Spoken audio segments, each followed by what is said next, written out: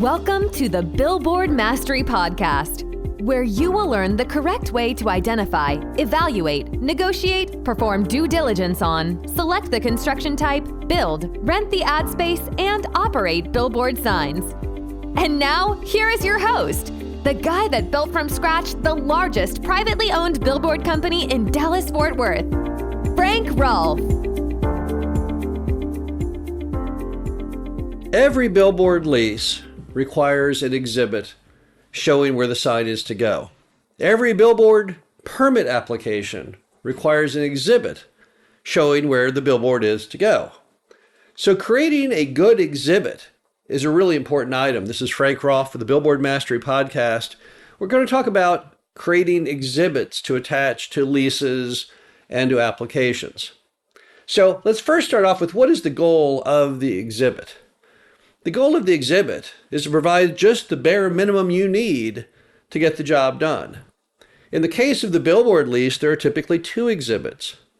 The first exhibit shows where the sign is to be located, and the second exhibit shows the land that the sign is located on. And the second exhibit is there just in case you have to remove your sign, if your sign has this provision, that they can't put another sign on that land without giving you first option. So how do we do that without bringing out a surveyor to try and draw up something that's all kinds of professional? Well, let's start with the exhibit on where the sign goes. You just take an 8.5 by 11 sheet of paper and you draw a line, horizontal line, and then you mark on that what that road is. It doesn't matter what direction your park is, with north, south, east, west, doesn't even matter. And you mark on there what that road is. It might be the highway number, state highway number, just the name of the road. You write that on that. So now we have figured out that this property fronts on that street. Now take and put in your abbreviation for north, typically N, with a circle and the arrow to show where north is in relation to what you drew. But don't try and draw on the sheet of paper based on where north is, because things may be upside down, backwards, whatever. So just draw it where the line is, horizontal, name of the street, show where north is. Then show where the nearest property line is. Are you building this on the right side or the left side of that tract? So where does it go? So if you say, well, I'm in that eastern corner, okay, well then draw the line there. And we know that your sign is now kind of in that pocket. And then mark on that property line. And if you know what that thing is on the property next door, put that on there. If the thing next door is a Huddle House restaurant, put Huddle House on the right side of that line. So now we know roughly that the location is fronting that road up against the Huddle House. So now you want to put in a couple other items. You have to typically put how far you are from the property line, but that's not really important in your lease. That's only in your permit application. So what are you going to do? You want to encumber basically in a very loose manner that entire section of the property where it's going to go. Don't be trying to get it to the exact foot. Don't put in there 5 feet from the front and 20 feet from the side, because it may not end up there when you're done building it. That's the problem. Back when I had my first signs out on Interstate 30 east of Dallas, there was a guy that built several billboards, but he didn't know what he was doing. So what he did was, he thought he was building them all as center mounts. These are all 14 by 48 signs, so about 24 feet in from the end was where the pole was going to be. But it turned out he had the setback wrong. He thought the city's setback was 5 feet, the city's setback was 20 feet. So in the end, he couldn't build those center mount signs. But he already put the poles in. So he went ahead and made them into full flag signs to account for that greater setback. But the problem then is all of the exhibits he had given the property owners were all wrong. The sign was not within the little rectangle of where he said it would be. They were all overhanging. And by overhanging, they no longer even had the right to be there. So how do you solve that? How do you not do something like that? Don't tie yourself down. In a lot of these exhibits, people want to be very, very particular, very, very precise, because we all think that precision is key in life. And in some things it is if you were building a spaceship. But in this case, we just want to have enough in there to show roughly where the sign goes. So instead, what you'd want to do is you just draw your little triangle of a sign kind of over there in that quadrant, in that little pocket of the property, between the horizontal line with the street name on it and the property line.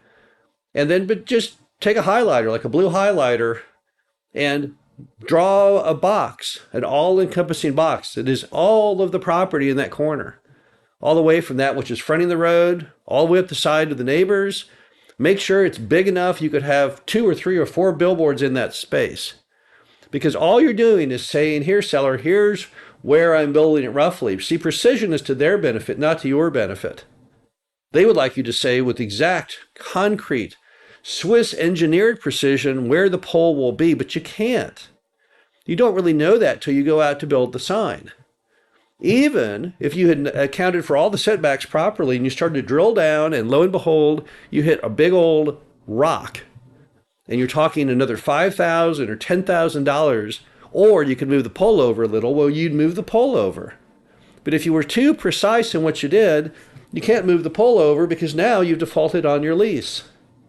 So just think very broad, very basic on those property addendums, because that's what benefits you. That way no one can come back later and say, well, you didn't build it in the spot you told me. You'd say, oh, yes, I did. Look, that spot I have is giant. It's vast. And I am contained within that spacing. On the second exhibit, which typically shows the entire property, do the same thing. You've got your horizontal line of the street. You have your boundaries, one on either side. You don't even need where the back boundary is. Who cares? You're not going to build the thing 20,000 feet off the street. And then just take your little blue highlighter and highlight a box there, which just shows the basic property. Now you'll say, well, that's not really, the property line isn't straight like that. It's curvy, and it doesn't matter. It's all the property contained on that property. If you want to make it even better yet, from the property tax records, put in the legal description of that property or the tax number of the property, so they cannot later say, well, that's not the property I thought it was. Now let's move on to the permit itself. Again, the key is to give them just enough information to get the permit.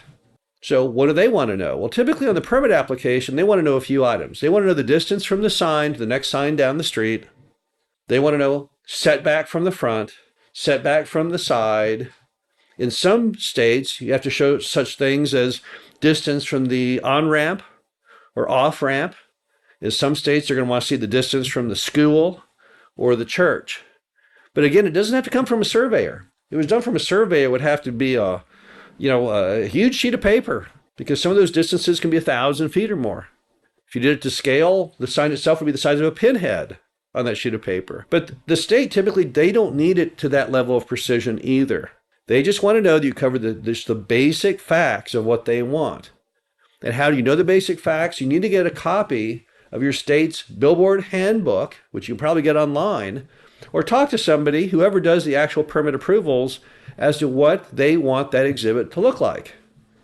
Because they typically don't want it to have razor precision. They don't need that. They just need to have a certain number of items denoted so they can go ahead and grant the permit. You'll also learn over time what they want, because you'll make a filing and they'll say, wait, no, this isn't like I want. You were supposed to put on here the setback, or you were supposed to put on here the distance to the on-ramp. And you learn from that. And pretty soon you're able to do exhibits as good as anybody based on the real life information of what they want. The key is, when you're looking at doing exhibits, you want to do just the bare minimum to get what you want. Not what the property owner's desires are, not maybe what the state's desires are completely, but enough to get the job done. Because you don't want to put a lot of time and money in it, but you also don't want to bracket yourself down. You want to leave things as loose as you humanly can, because in real life, things happen and signs do not always end up exactly where you thought. This is Frank Roth, the Billboard Mastery Podcast. Hope you enjoyed this. Talk to you again soon.